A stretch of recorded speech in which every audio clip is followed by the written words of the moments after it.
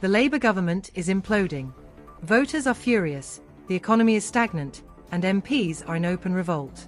Keir Starmer's tenure as Prime Minister feels like it's on borrowed time, with a major backbench rebellion brewing. Labour MPs are openly plotting his downfall, barely a breath into his time at number 10. The suspension of 7 Labour MPs for defying the party line in a critical vote on child benefits is just the tip of the iceberg. This isn't a minor hiccup, it's symptomatic of a party tearing itself apart. The complaints about Starmer's leadership are relentless. MPs accuse him of being out of touch, overly controlling, and disconnected from the average voter. Even some of his closest allies are privately expressing doubts, and his cabinet, for now, is biting their tongues. But for how long? Starmer has managed to alienate every faction within Labour in record time. The left remains bitter over Jeremy Corbyn's ousting and subsequent treatment, centrists are unimpressed with Starmer's lackluster performance, and the right wing of the party is deeply uneasy about his approach to issues like immigration. The internal fractures are widening, and names of key allies abandoning ship are already leaking. This is no longer a whisper campaign, it's a full-blown mutiny. Labour MPs are bracing for bloodletting, with whispers of leadership challenges growing louder by the day.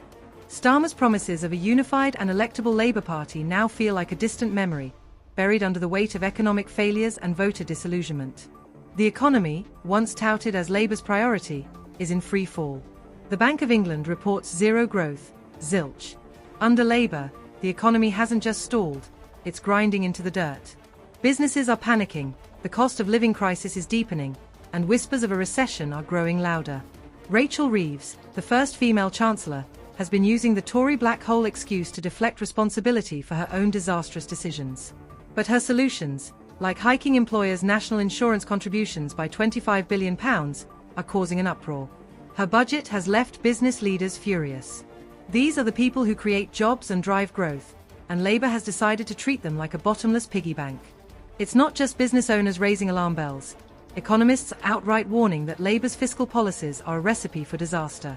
Zero growth, rising costs, and punitive tax hikes on businesses paint a bleak picture. Labour's massive majority in Parliament should have enabled them to fix this mess, but instead, it's the economy paying the price for their incompetence. Meanwhile, Labour's decision to axe winter fuel payments for 10 million pensioners has sparked outrage. This isn't just a controversial policy, it's a betrayal. For millions of elderly people, this payment is the difference between staying warm or freezing in their homes. Labour's justification, claiming they're reallocating resources to those who need it most, rings hollow when elderly poverty rates are climbing and the cost of living is spiralling out of control. Pensioners are furious, and rightly so. Mary, a 78-year-old pensioner from Manchester, summed it up.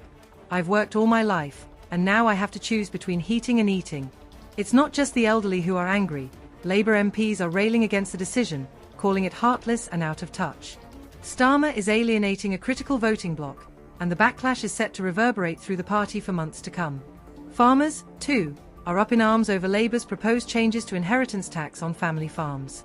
This isn't just a tax tweak, it's a potential death sentence for countless farms. The policy has triggered mass protests and even attracted unlikely allies like Jeremy Clarkson.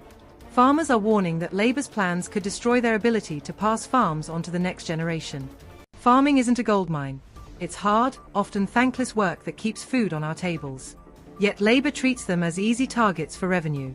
The optics of this are catastrophic. Farmers are simply the latest group to feel betrayed by a party that has lost touch with anyone outside its urban echo chamber. Even Starmer's much-hyped electric vehicle, EV, transition plan is floundering. The push to ban petrol and diesel cars by 2030 is unraveling under the weight of its own flaws. New electric cars remain unaffordable for most people, with prices hovering around £40,000. Charging infrastructure is woefully inadequate, and the time it takes to charge a vehicle is driving consumers back to their older petrol cars. Starmer's plan to fine manufacturers for not selling enough EVs is adding insult to injury, with industry experts warning of billions in penalties. The public isn't buying into the transition, and the average age of cars on UK roads has risen to 9 years as drivers cling to older, reliable models. Starmer's approach feels more like a punishment than a solution, creating resentment among voters who feel they're being forced into changes they can't afford or support. Starmer's foreign policy blunders are only adding to his woes. The Chagos Islands deal, once hailed as a diplomatic win, has devolved into a full-blown fiasco. The plan to lease Diego Garcia to Mauritius for 99 years has hit a brick wall, with Mauritius now demanding more money and questioning the UK's commitment.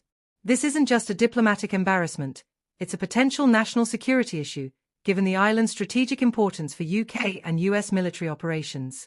Starmer's handling of the situation has drawn fire at home and abroad, with critics branding it a monumental failure of statecraft. If this debacle escalates, it could strain the UK's relationship with the US and weaken Britain's global standing. Internally, Labour is in total disarray. Starmer's approval ratings are plummeting, hitting historic lows for a Prime Minister this early in office. Even Liz Truss fared better. Labour MPs are openly discussing leadership alternatives, with names like Wes Streeting and Yvette Cooper gaining traction. Starmer's position is so precarious that some are predicting he might not survive another year. Reform UK, meanwhile, is mounting a serious challenge, pulling voters away from both Labour and the Tories. Labour's traditional strongholds in the North and Midlands are crumbling, with Reform UK capitalising on voter frustration over immigration, taxation, and national identity. Starmer's leadership is unravelling at breakneck speed. His promises of stability and competence have given way to chaos, infighting, and policy failures. Labour's internal rebellion is escalating, and his days in number 10 might be numbered. If he can't turn this around soon, he risks becoming a footnote in British political history, the Prime Minister who squandered it all.